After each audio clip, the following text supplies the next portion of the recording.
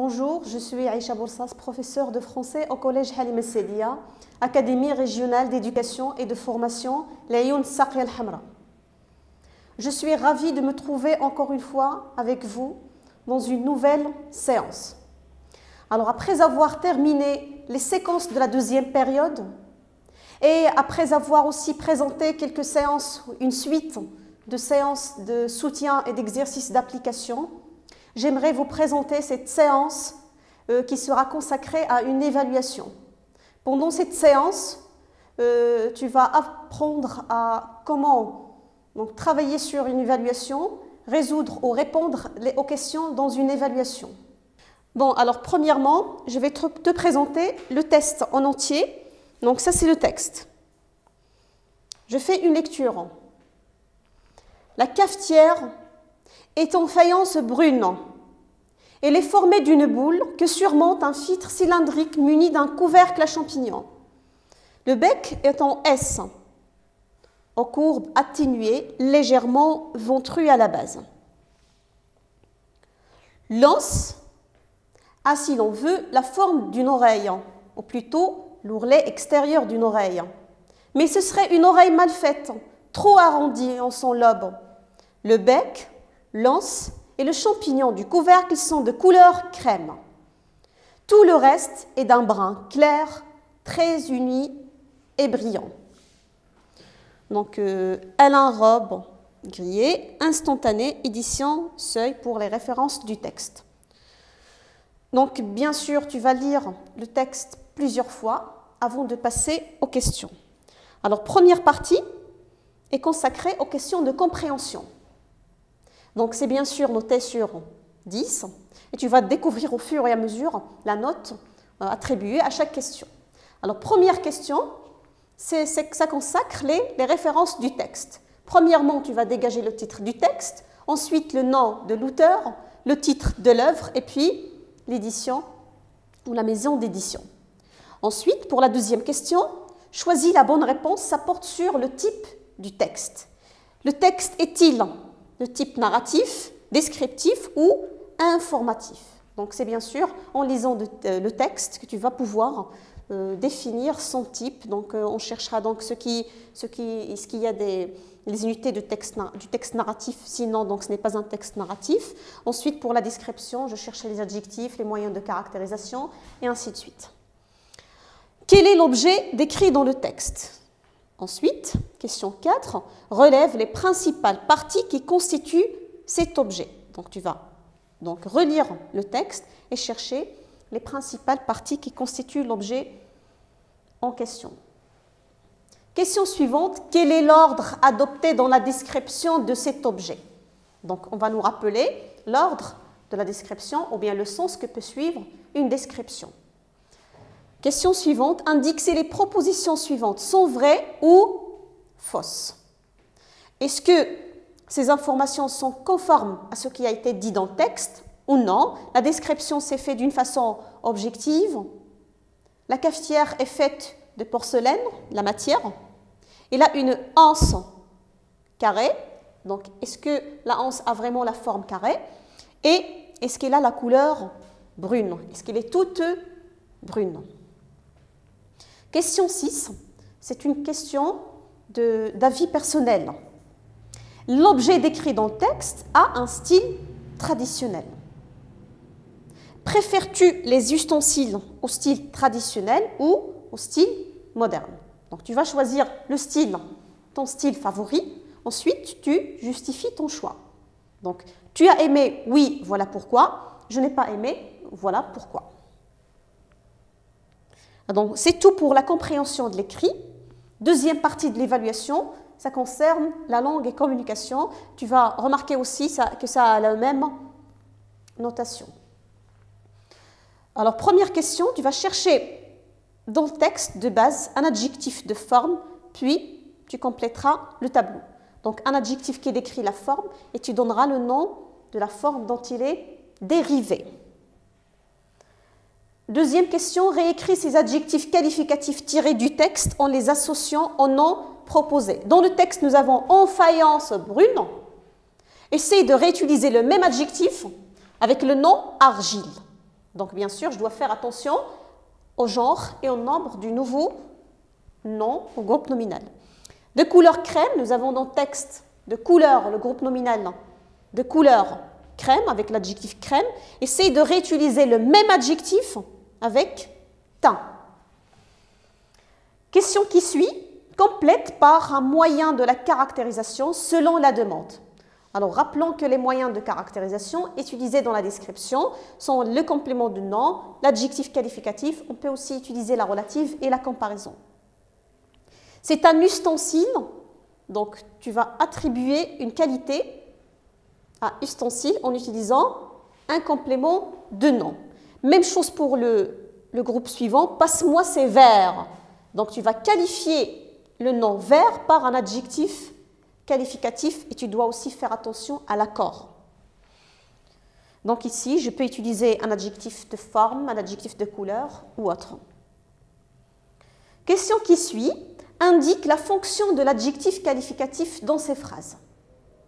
Donc je dois me rappeler aussi la leçon de la fonction de l'adjectif qualificatif qui peut être soit un épithète, un attribut ou apposé. Donc les deux phrases. On a les deux phrases. Il avait pris cet admirable théière de céramique. Je reste fasciné par ces objets de l'Antiquité. Donc, je cherche l'adjectif, ensuite le nom auquel il se rapporte, et je dirai, ou je préciserai sa fonction. Passons à la question suivante, formule l'énoncé qui correspond à la situation de communication suivante. Donc ici, donc vous avez une situation d'énonciation. À partir de cette situation d'énonciation, je vais formuler un discours ou bien un énoncé. Bien sûr, la situation est la suivante. La maman indique à sa fille l'endroit où elle avait rangé les tasses à café. Ici, il faut préciser les éléments de la situation de communication. Et je dois définir l'acte de langage à effectuer qui est d'indiquer, indiquer, situer, localiser. Et je ne dois pas oublier, bien sûr, que je dois utiliser les moyens pour situer, les moyens de la localisation. Bien, alors je te demande, s'il te plaît, de prendre ton temps. Donc, tu fais une pause sur la vidéo afin de revoir toutes les preuves et de l'effectuer avant d'assister à la correction. Bien, nous allons ensemble procéder à la correction de l'évaluation. Alors, commençons par une deuxième lecture du texte. La cafetière. La cafetière, c'est un ustensile de cuisine. Voilà, c'est dans l'image. Il est utilisé pour servir le café. La cafetière est en faïence brune. Donc, la faïence, c'est une matière comme de la céramique, qui a la couleur brune, comme vous voyez dans l'image. Elle est formée d'une boule que surmonte un filtre cylindrique. Donc, vous avez une boule et au-dessus, il y a un filtre. C'est pour filtrer, pour tamiser. Un filtre qui a la forme d'un cylindre, muni d'un couvercle à champignons. Donc, le couvercle pour fermer et le petit champignon pour tenir la cafetière, plutôt pour tenir le couvercle. Le bec est en S. Il a la forme d'un S aux courbes atténuées. Ça veut dire qu'il est un peu allongé. Donc ça, c'est le bec. Il a la forme d'un S un peu allongé. Légèrement ventru à la base. Légèrement enflé à la base. L'anse, dont on se sert pour tenir la cafetière, a, si l'on veut, la forme d'une oreille. Une oreille humaine. Ou plutôt, l'ourlet extérieur d'une oreille. L'ourlet, c'est la partie, c'est les bords qui sont courbés ou bien pliés. Donc, l'ourlet extérieur d'une oreille. Mais ce serait une oreille mal faite, trop arrondie en son lobe. Donc, la lobe, c'est l'endroit de l'oreille où on accroche les boucles. Le bec, l'anse et le champignon du couvercle sont de couleur crème. Ils ont la couleur crème. Tout le reste est d'un brun clair. Ça veut dire que nous avons deux couleurs. Donc, une partie qui a la couleur crème et une autre qui a la couleur brune. Traits unis et brillante. Le texte est écrit par Alain Robbe-Grillet, donc un écrivain et scénariste français, tiré de Instantané, qui est un recueil de nouvelles et paru aux éditions Seuil. Bien, voilà, c'est le texte. Passons aux questions de compréhension. Donc, je répète, il est important de lire le texte plusieurs fois, au moins 3 ou 4 fois avant de passer aux questions. Alors, première question, c'est noté sur 2. Alors, après avoir assisté à la correction, après avoir corrigé ta copie, tu peux procéder à une auto-évaluation. Donc, en comparant les réponses que nous avons fait ensemble avec les réponses que tu as obtenues, et tu peux attribuer les notes. Bien, le titre, on va dégager le titre du texte, ensuite le nom de l'auteur, le titre de l'œuvre dont le texte est tiré et l'édition. Donc, faisons un retour sur le texte. Donc, le titre du texte, c'est là, Cafetière. On a le nom de l'auteur, c'est en bas, voilà. Donc, Alain Robbe-Grillet. La source ou l'œuvre, c'est Instantané. C'est un recueil de nouvelles. Et on a l'édition. L'édition, c'est la maison qui se charge de la publication des œuvres. Donc, voilà, on va noter ça dans le tableau. Le titre du texte, c'est La Cafetière. Le nom de l'auteur, Alain Robbe-Grillet. Le titre de l'œuvre, c'est Instantané. Et les éditions Seuil. Donc, tu peux attribuer 1/4 de point pour chaque réponse correcte. Deuxième question, choisis la bonne réponse. Est-ce que le texte est narratif, descriptif ou informatif?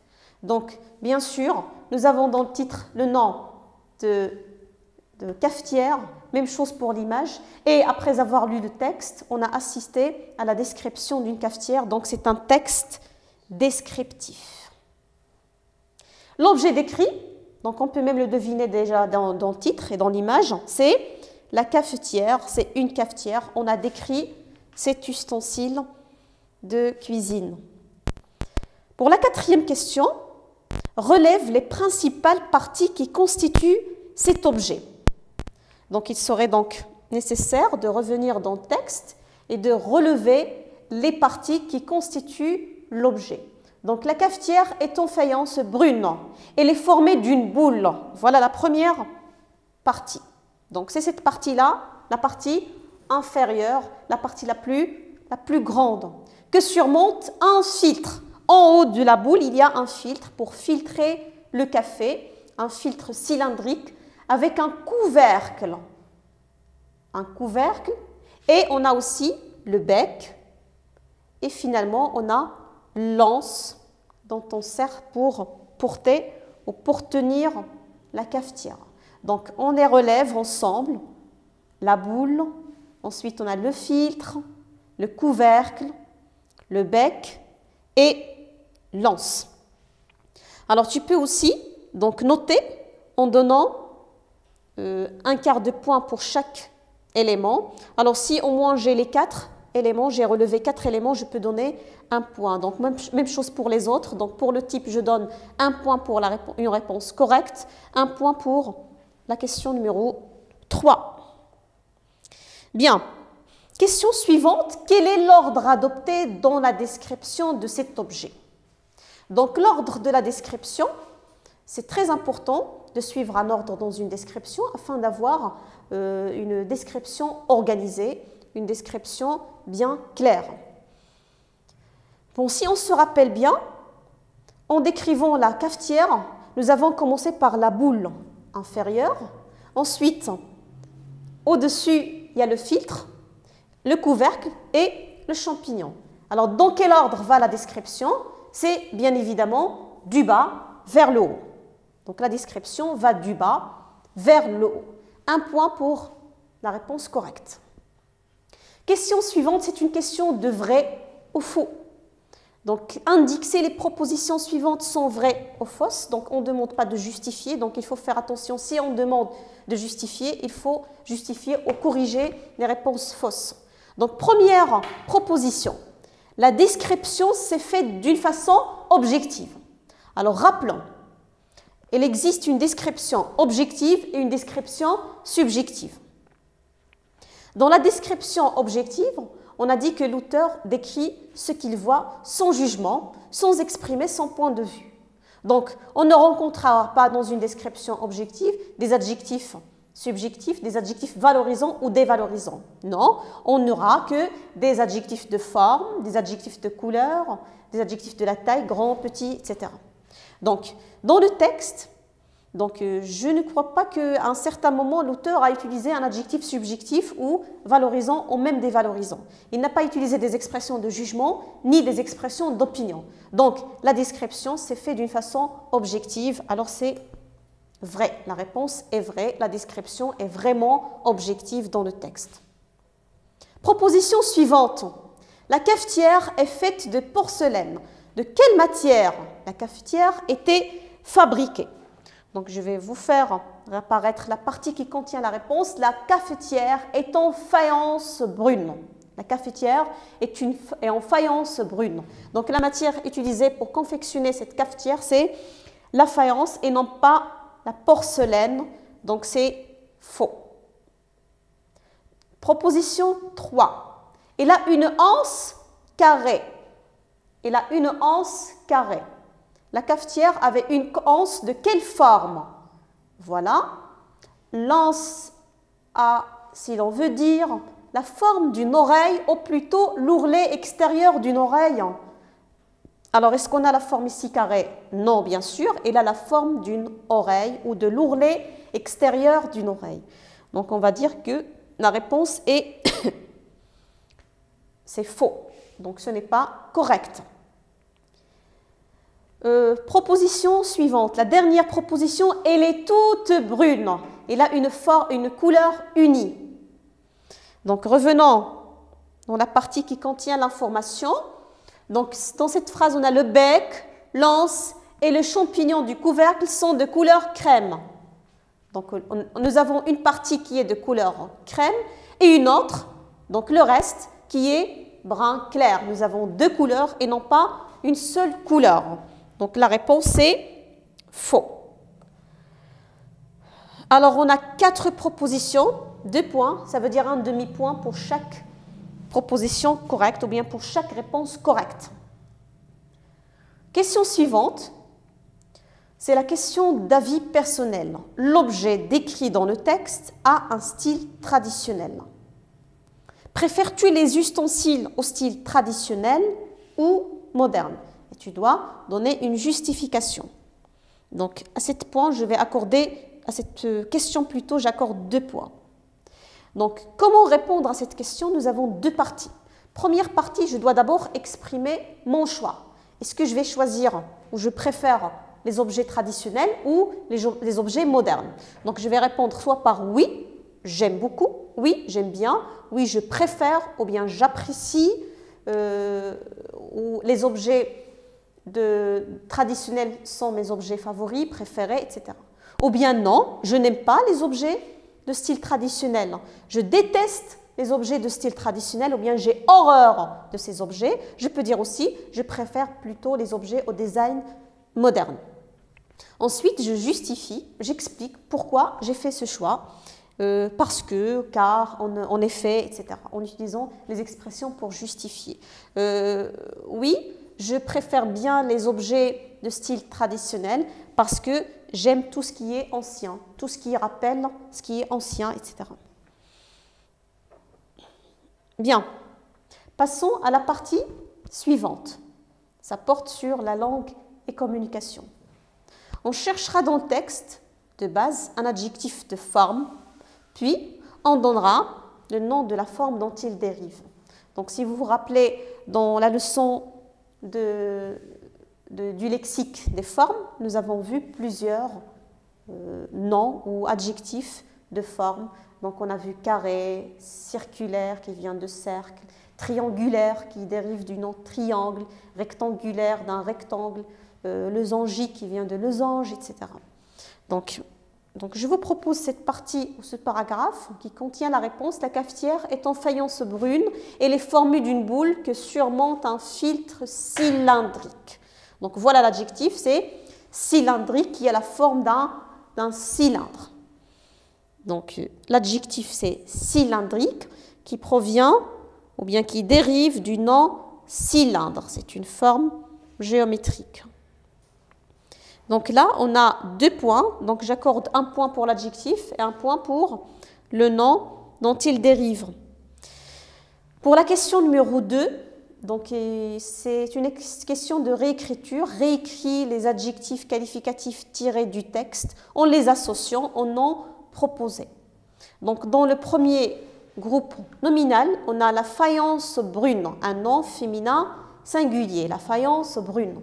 Donc on va remarquer que l'adjectif brune porte un E, donc une marque du féminin. Donc puisque c'est un adjectif de couleur simple, il doit s'accorder en genre et en nombre avec le nom auquel il se rapporte. Ici nous avons l'argile, c'est un nom masculin, donc je dirais en argile, brun, donc j'efface le E du féminin. Le groupe suivant de couleur crème. Rappelons que crème, c'est un adjectif de couleur, oui, mais un adjectif de couleur tiré de nom. Donc c'est un adjectif qui reste invariable. Donc couleur féminin, crème, éteint, crème. Et bien sûr, crème, ça porte déjà un E. Il ne changera en tout cas, bien que là, il est déjà invariable. Question 3. Complète par un moyen de la caractérisation selon la demande. Ici, vous avez 2 points, 2 réponses. Première phrase, c'est un ustensile. C'est un ustensile. Donc, je vais utiliser un complément du nom. Le complément du nom, ça a la même fonction que l'adjectif qualificatif. Il attribue une caractéristique. Et il est toujours introduit par une préposition de, à, avec, sans, en, etc. Donc, je dirais, exemple, c'est un ustensile de cuisine. C'est un ustensile, par exemple, de jardinage, pour dire ou préciser son utilité ou son utilisation. Je peux dire aussi, c'est un ustensile en métal, en bois, en argile, en poterie, etc. Pour préciser la matière. Phrase suivante, passe-moi ces verres. Passe-moi ces verres. Donc, je vais qualifier le nom verre, qui est un nom masculin pluriel, en utilisant un adjectif qualificatif. Je dirais ces verres dorés. Ces verres dorés. Ça veut dire garni de couleur dorée. Je peux dire aussi ces jolis verres, en plaçant l'adjectif avant. Ces jolis verres, sans oublier d'accorder l'adjectif avec le nom. Bien, tu dois corriger au fur et à mesure et comparer les réponses avec les tiennes. Question suivante indique la fonction de l'adjectif qualificatif dans ces phrases. Quelle est la fonction assumée par chaque adjectif qualificatif dans chacune de ces phrases? Il avait pris cet admirable théière de céramique. Donc l'adjectif c'est admirable. Je reste fasciné par ces objets de l'Antiquité. On a fasciné, participe passé utilisé comme adjectif ici. Bien, rappelons que l'adjectif qualificatif peut jouer la fonction d'un attribut. S'il il suit un verbe d'état. Rester, apparaître, avoir l'air, être, sembler, etc. Il joue la fonction d'un épithète s'il est placé directement avant ou directement après le nom qualifié. Et s'il est séparé du reste de la phrase par une virgule, on dit que c'est un adjectif apposé. Bien, premier adjectif. Il avait pris cet admirable théière de céramique. Admirable est placé directement avant théière. Donc, on va dire que c'est un adjectif épithète. Je reste fasciné par ces objets de l'Antiquité. L'adjectif fasciné est précédé d'un verbe d'état. Donc, c'est un rester. C'est un adjectif attribut. Donc, on a ici 2 points. Un point pour chaque réponse. Pour la dernière question, qui est une question de communication. On vous propose une situation de communication et on vous demande de retrouver ou d'imaginer ou de formuler l'énoncé correspondant. Alors, pour répondre à ce genre de questions, je dois d'abord relever ou définir les éléments de la situation de communication. Je lis la situation de communication. La maman indique à sa fille l'endroit où elle avait rangé les tasses à café. La maman indique à sa fille l'endroit où il avait rangé les tasses à café. Donc, les paramètres de la situation de communication sont les suivants. Qui parle? Donc, qui parle, c'est la maman. Ça veut dire que je vais me mettre à la place de la maman pour imaginer ce qu'il va dire ou bien pour imaginer sa réponse. Il parle à qui? À sa fille.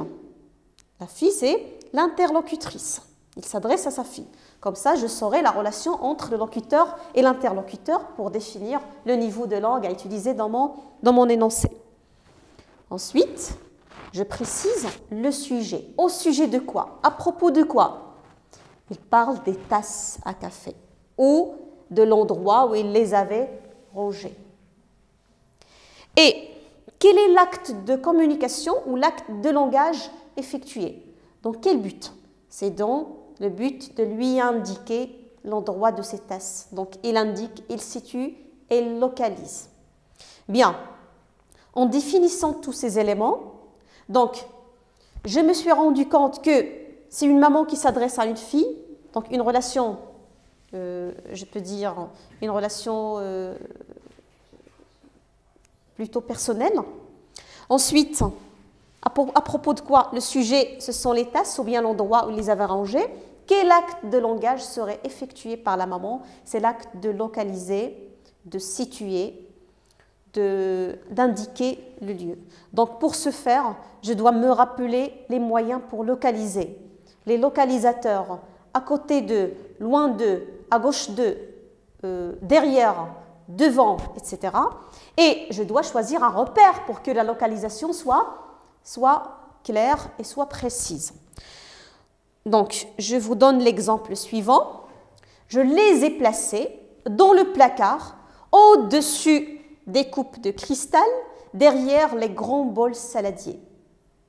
Donc ici, j'ai utilisé les deux localisateurs au-dessus et derrière. Ensuite, il y a des déictiques qui renvoient toujours à la situation de communication. Il y a le pronom personnel « je » qui renvoie à la locutrice. C'est la maman. Il y a aussi le pronom personnel « les » qui renvoie aux tasses. Donc, il faut donc se rappeler que dans l'énoncé, il y a toujours des déictiques, il y a toujours les marques de l'énonciation qui renvoient à la situation de communication. Tout autre énoncé qui se situe correctement, c'est acceptable, c'est correct, je peux dire « ils sont dans le placard » ou bien « ils sont dans l'armoire », dans la première étagère. Ou bien « je les ai mis dans la commode, dans le tiroir du haut » ou autre. Donc, l'essentiel, c'est d'utiliser les moyens pour situer dans le lieu ou dans l'espace. Bien, cette dernière question de communication peut se poser autrement. Ça veut dire on peut vous donner le contraire. On vous propose l'énoncé et on vous demande d'imaginer la situation de communication. Donc la situation de communication, on sait maintenant comment on la formule.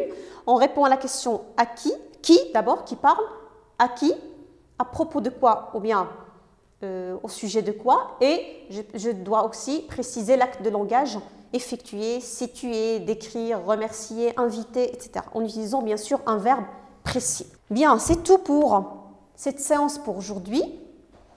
Alors, je te laisse et je te souhaite bonne révision à distance.